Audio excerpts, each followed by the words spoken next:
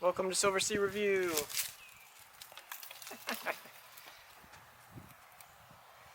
This podcast will have an introduction, a movie review, a movie recommendation, jokes and quotes, and Inside the Introvert. So all the sections will be listed down below. Feel free to skip to what you want and listen to what you want.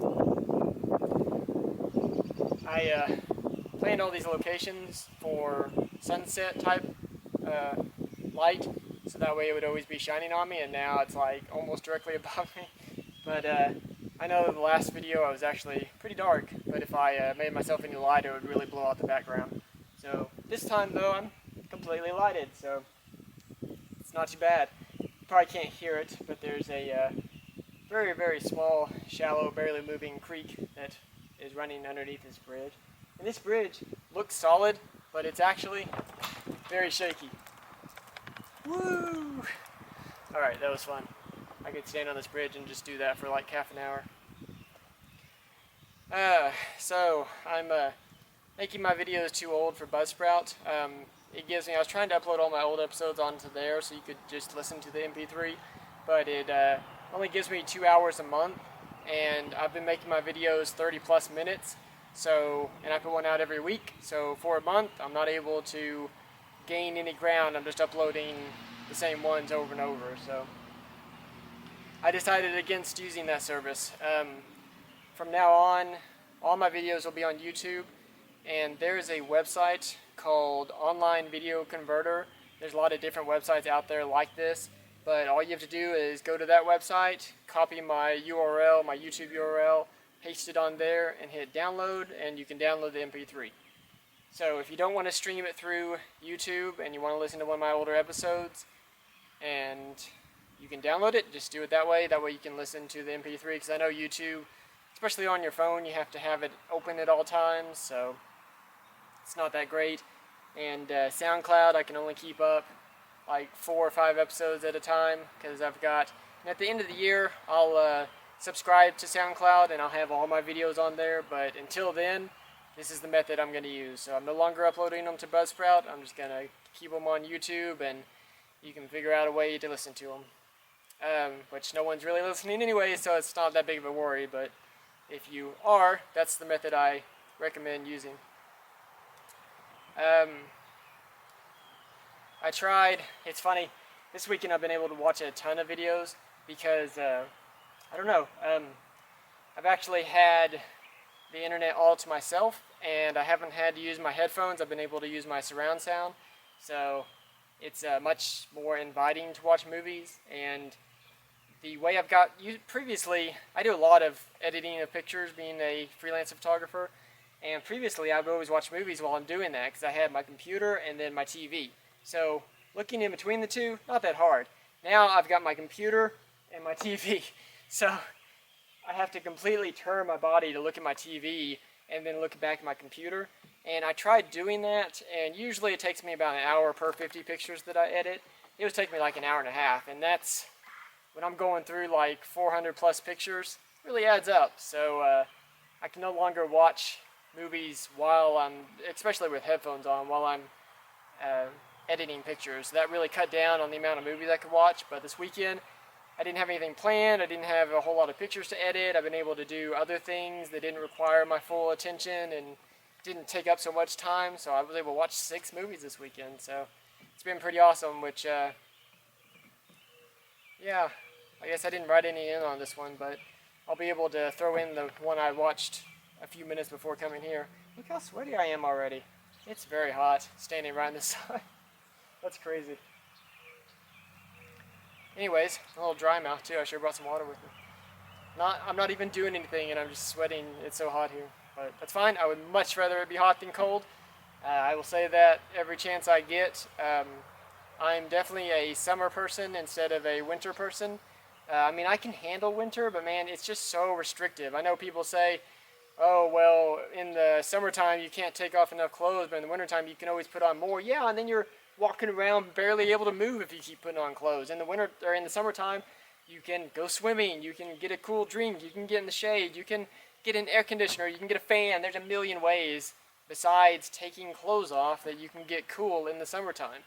And that aren't restrictive. Like I know like fans and stuff would be restrictive, but like swimming and getting in the shade and stuff, you can still do stuff and move around. And I mean, summertime you can go kayaking and ride a motorcycle, and you can do that stuff in the wintertime. Man, it hurts. Like when you get so cold, it just hurts. And I don't like being in pain because of the weather. Like this is not painful. I'm hot, I'm sweaty, but I can just get a drink, I'll be good. So that's my rant on why I like summer better than winter. I mean, I will admit that it's hot, but I can handle heat very well. So anyways, I think that was it. Oh, I'm about maybe a month and a half away from being able to get back to my normal life. That was a weird sound. It's a woodpecker. 2 woodpeckers. Oh, great. I think they're mating. Interesting. Sorry, I'm about a month and a half away from being able to get back to my normal life, and I'll be able to go back to posting on Twitter and uploading a picture all the time and not having to worry about when my stuff gets uploaded, and I'll have high-speed internet, and life will be good. I won't have the travel time anymore, and life will be so much better, and I'm very, very close to being there, so it's about to get a whole lot better. So anyways, that's going to be it for the introduction. We're going to go into the movie review. This one's going to be Isle of Dogs. Giving this one a 6 out of 10. A lot lower than I thought it was going to be. There will be spoilers. Not really a whole lot to spoil, besides I guess the ending, but if you haven't seen it, you may want to watch it beforehand. I do recommend watching it. It's a 6 out of 10. I'm not adding it to my collection. It's kind of, even being animated, it's kind of borderline, but nah, it just didn't quite make the cut. I'm not, wouldn't be excited to watch it again. The legend it starts off telling is a little bit strange. This isn't really like a mythical movie or anything. It's not, I don't know, I guess it is trying to set a theme for the movie, but it's kind of weird. Yeah, music was really cool though. The kids are performing, the way they're doing the drums and the instruments, that was awesome. I'm not really sure why, but Kobayashi for some reason sounds really familiar. The only thing I could think of was from Naruto. Naruto's teacher is called Kakashi, so maybe that's where I'm kind of linking it. But as soon as I heard it, I was like, I feel like I've heard that name somewhere before, and I don't know, it just sounds really familiar. But I looked it up, and the only thing I found that had the exact same name was like a record fast eating person, so I don't know. I really liked the expression they gave the dogs. They were really able to convey human emotions through their expressions, and the sneezing being part of the disease that they have was very funny. I mean, it was just throughout the whole movie, it was nice. Every time they would sneeze, it was kind of funny, or it would change the mood a little bit, so that was an interesting way to incorporate it. I really like the, I don't know what to call it. I don't know if it's pacing or timing or what, but I like these claymation, stop motion, whatever they're called. I like how they're just paced out. Like, it's kind of like Ocean's 11, how when they're talking, they know the exact, okay, my camera overheated. Like I said, it's hot, and these cameras are not known for being cool when they run. I mean, they get hot just being in an air-conditioned place. So I moved it into the shade, so it's gonna, surroundings have changed a little bit, but hopefully it'll survive. Anyways, I was talking about the pacing of the movie, kind of like Ocean's 11. Everyone in that movie is on the same, mostly on the same, they know, what did I say last time? They're kind of like having internal dialogue, so they don't have to have a whole lot of external dialogue. They know exactly where another person's going as soon as they start to say it. And that's kind of what the way these movies are. I mean, there's some confusion, but for the most part, they know where they're going, so it's a very quick-minded way of talking, and I don't know, I really like it. So, why did the dogs speak English and the people speak Japanese? Like, I don't know if there was supposed to be subtitles for this movie, or what, or my version just didn't have them, but that was kind of weird. Like, I couldn't understand. It was kind of like Family Guy, where sometimes they can understand Stewie and sometimes they can't. It's like I couldn't tell if they could understand each other, or because they were speaking to him like he understood them, so that was a little weird. And kind of on that note, when they give the dog the hearing thing and the boy the hearing piece, I didn't understand the point of that. Dogs already have exceptional hearing. I guess that just increases the distance they can hear each other. And I didn't know if that meant that he could understand the dog. And I didn't understand why the dog cried, because he should have been able to hear him even without the earpiece. They were right beside each other. So I didn't know if that meant suddenly he could understand him, if they had to have that earpiece to understand him, or what. So that was kind of weird, not really explained. I didn't know how they found the boy so quickly. I don't know if I missed something, if they specifically went to a certain point, and if that was part of their plan, or I don't know what was going on, but it was just like they were walking and then all of a sudden they got found and attacked, and it's kind of weird. Maybe I missed something on it. Mouth is kind of getting dry. I'm not sure if I said that in the previous video. It cut off quite a bit. Poor overheating camera.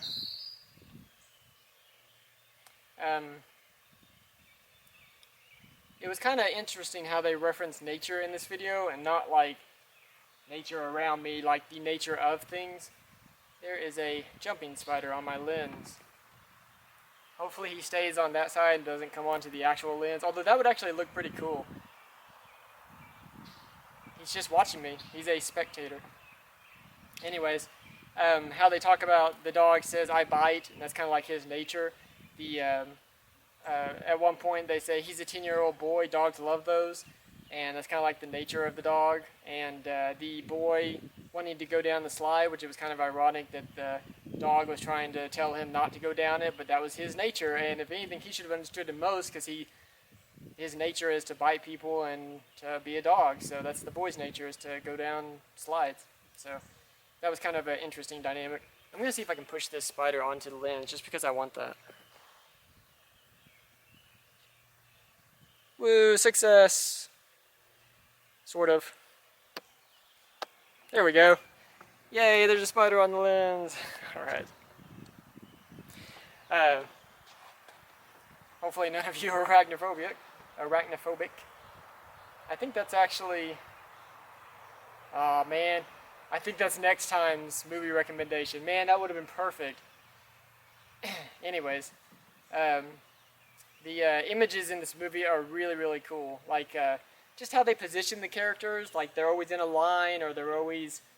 I don't know, just the way they space them out, they're all even and everything, and that's probably one of the few things you can do only with claymation, because it would be very hard to try to space actual people out like that and keep them like that, whereas claymation and stop motion, whatever it is, it's you're having to move the things around, you're positioning them, so, but it's really cool, it works really, very well for the movie.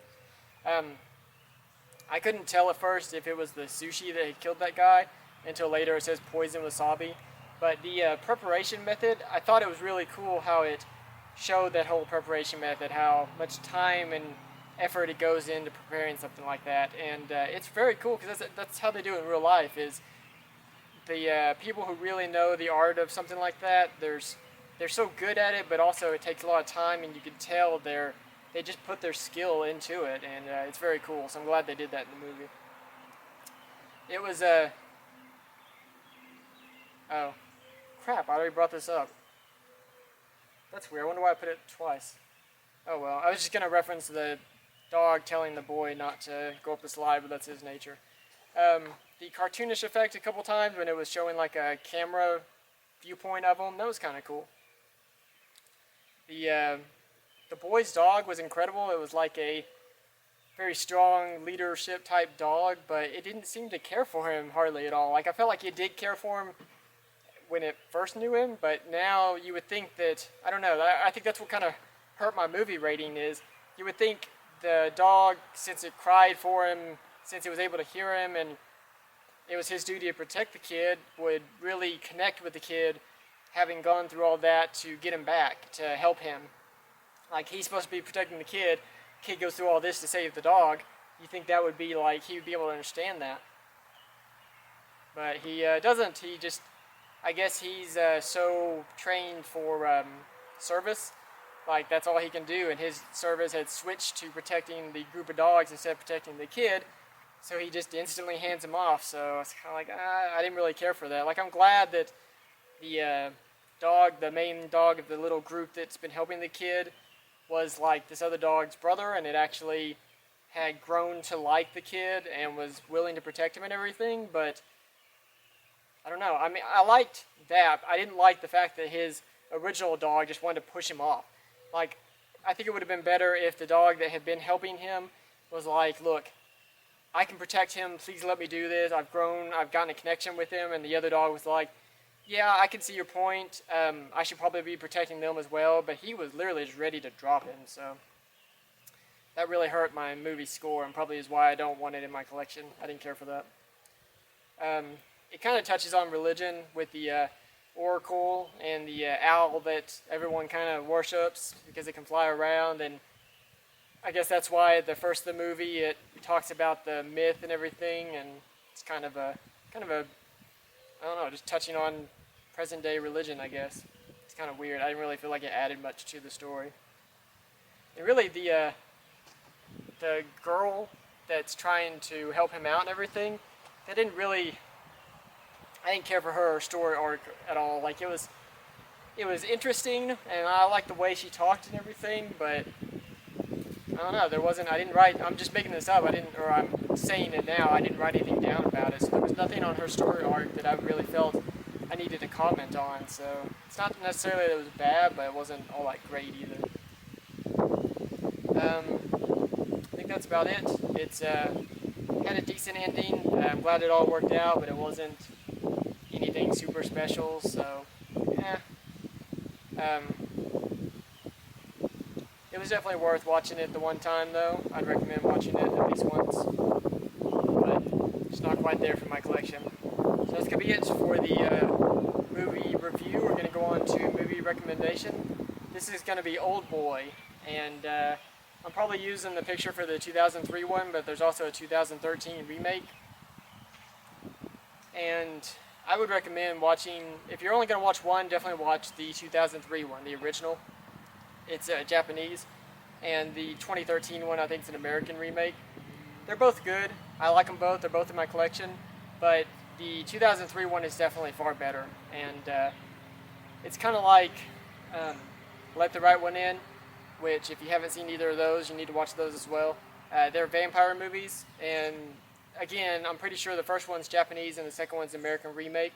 They're both good, but the Japanese one is far superior, the original. And it's like this in this one as well.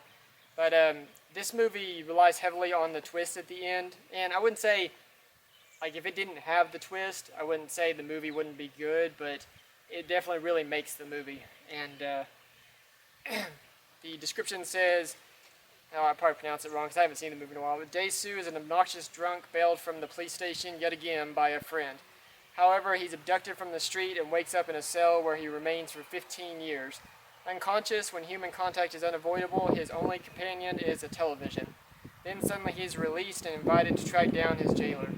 And that's pretty much it. He's abducted and he has no human contact, and he's, it lasts 15 years, and then he's released, and he's, of course, vengeful. So it kind of follows his path on trying to get back to enact revenge. And it's actually a story about revenge against him, and it's really good. So I can't remember if there's more than one twist or anything like that, but there's definitely some really good twists in it. So check it out. Old Boy. Gonna go on to jokes and quotes. Let's see if my phone locked. It was quite a while. Of course it did. But the app should still be open. Hurrah! What do you get if you cross an elephant with a rhino? Hell if I know.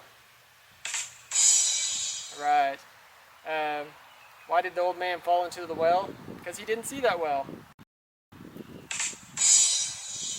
Alright, that wasn't too bad. Quotes. One day or day one, you decide. And this is one that it's within your power to decide what you want to do. And you can either... So many people... They sit around and they're like, oh, I would love to do that. I would love to do this and that. And like my parents built their retirement home, built it. Like I think they hired someone to do the roofing, but that's about it. Like everything else they have built themselves. And people all the time, and they also have an orchard. And they'll bring in, they put a lot of work into it, but if you put the work into it, you don't have to be a pro to make excellent fruit. And they make white peaches. They're just incredible. And they bring them to people, and people are always like, well, I would love to plant some trees, and I would love to build my own house and stuff. Then go do it. What is stopping you? I mean, financially, sure, okay, but planting trees and stuff, like, there's so many things that people are like, I would love to do that. What is stopping you? Figure out what is stopping you, and then find a way around it, and go do it. Being an introvert, that's part of what gets me in trouble, is I'm a very logical person, so I'm not all that great of a listener, because when people tell me their problems, I'm looking for solutions, because I feel like that's what they need is solutions, and they're just looking for people to listen to them, and I don't like listening to people complain. If you want to tell me a problem, I'll help you find a solution, but if you're not going to follow my advice and not even going to try your own solutions, then what's the point of even talking? I find it pointless, so I don't know. You can start at any time and do whatever you want. You just have to make that first step. So that's that quote. Next one, no one heals themselves by wounding another. And this one is, it's just, there's some people in life that they find their happiness by downgrading or degrading or whatever you want to call it other people. Like, instead of going out and making their life better, they sit around and try to find what's wrong with other people's lives so they can say their life is better than that person's life. And that doesn't do anyone any good. If you're saying it to other people, you're hurting that person by pointing out their weaknesses, but at the same time, you're not improving your life, so it's not making you any happier to say, well, I'm doing better than that person. Who cares? If you're not happier, having that knowledge is not going to make you happier. So it's pointless to focus on other people and focus on what they're doing. Just focus on you. Try to make yourself happy. Be a happy person. And if you want to add to other people, spread happiness. And if you're not able to do that, that's fine. But don't attack other people just because you're in a bad place. Just focus on you and focus on trying to get out of there and trying to become happy yourself.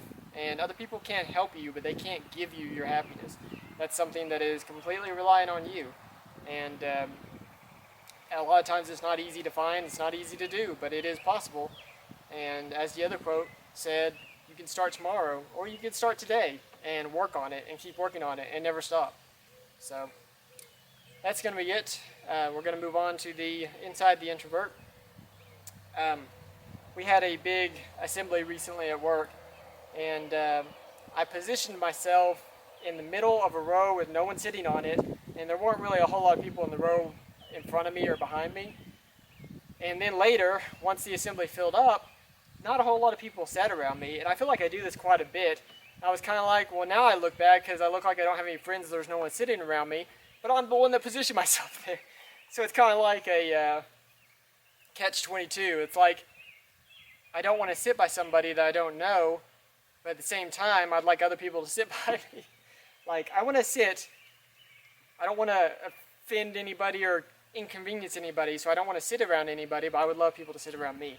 So it's just a introverted problem that I kind of set myself up for.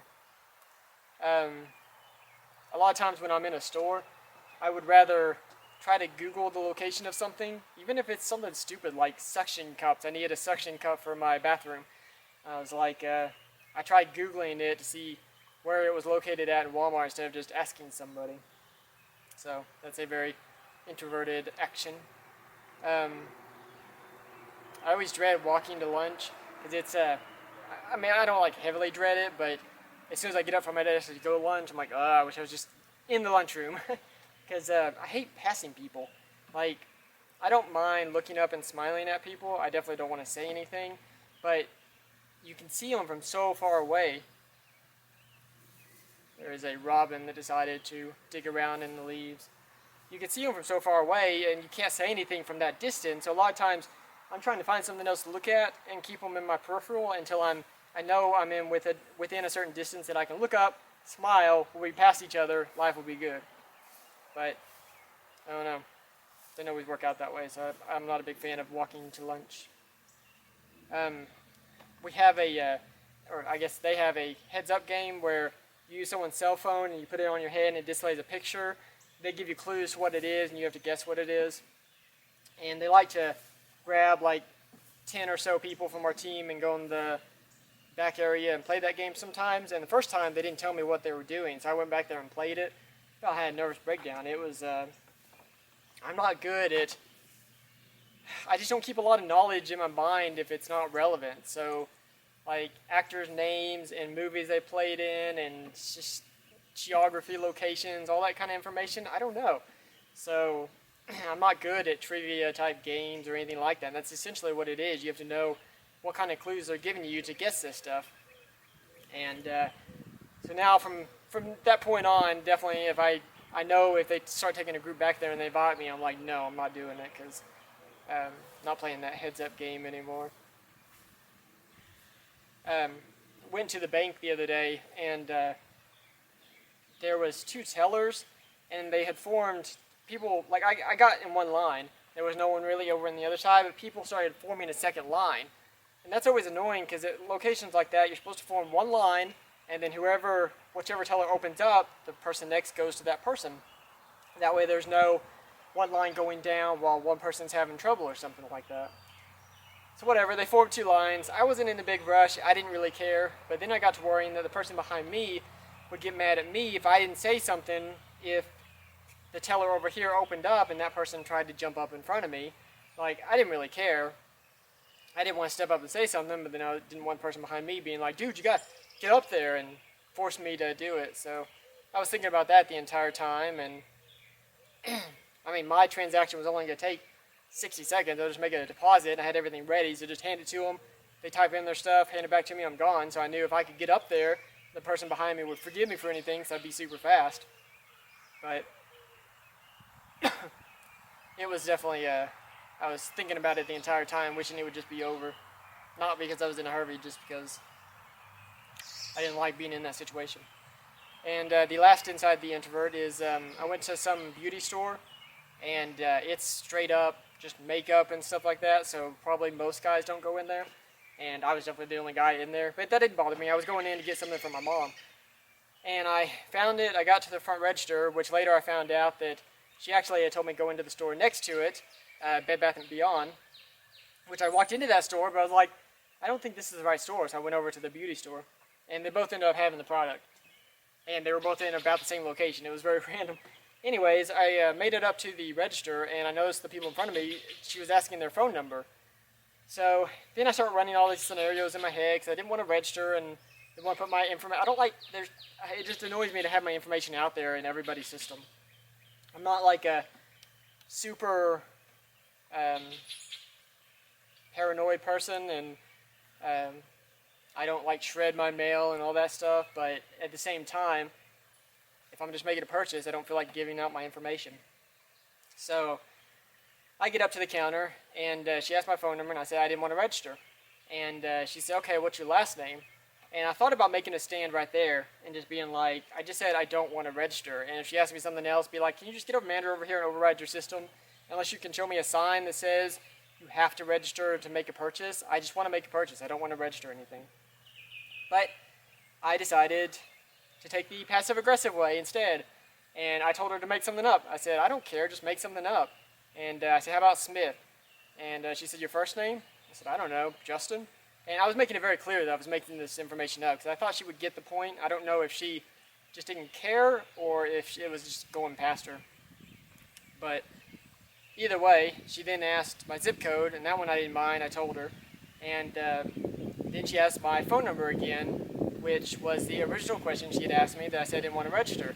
I said, I don't know, make something up. Who cares? And it made me very frustrated that I was even having to make up the number, but yet not frustrated enough to make a stand, because I was never coming back to this location. So I ended up taking a little survey on the bottom of the receipt and writing a whole bunch of information that, not yelling at them or anything, just to show that I was disgusted with them. And they should have an option that if someone says they don't want to register, you just click a button and let them make their purchase. But that was an interesting interaction. That was a wasp that just landed on me. Not a big fan of wasps, and it landed on me. That was not cool. Anyways, if you're listening to this, you can see all my videos on YouTube. as I said at the first of this video, you can download the MP3 from YouTube, and all my new episodes will be uploaded on SoundCloud. You can see nature pictures and Photoshop pictures on Flickr, SilverC_review, and also on Pinterest, and I try to post stuff on Twitter. So that's going to be it for this one. Take care.